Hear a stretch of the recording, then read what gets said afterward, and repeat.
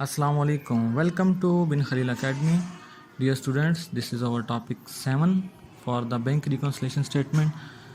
These are the basic rules to understand and compare the cash book and the passbook for college students accounting like ICOM, DCOM. So please, first of all, subscribe our channel Bin Khalil Academy. If you didn't subscribe still, subscribe our channel for the more updates. So going to our topic, bank reconciliation statement for the ICOM student. These are easy steps. Please remember, these are the easy steps, not the proper format and the solving question. These are easy steps to tackle the problem while solving the bank reconciliation statement. So first of all, we are going to the steps. These are steps including, first of all, in case of dealing checks, these are showing in the passbook.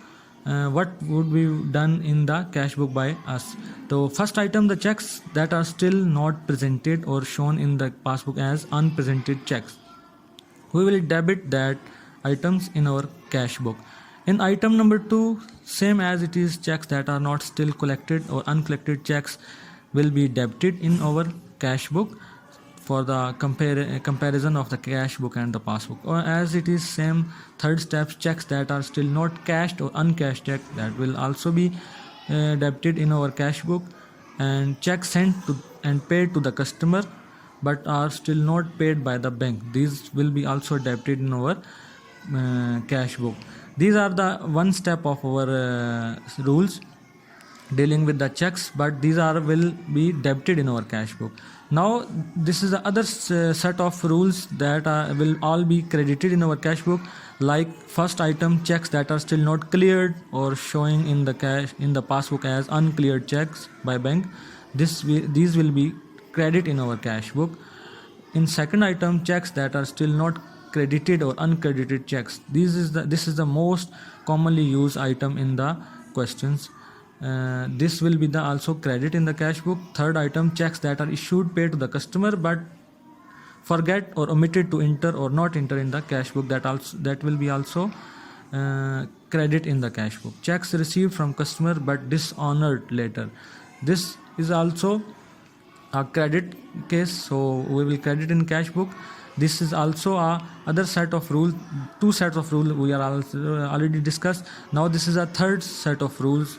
In this case, we dealing only the item other than checks. Before these two steps, we only deal with the checks item, but these are the items are other than checks. If first of all, number 1, if anything or any amount wrongly debited by bank, we will credit that item in cash book. Second item, anything wrongly credited by bank, we will debit it in our cash book, same as it is.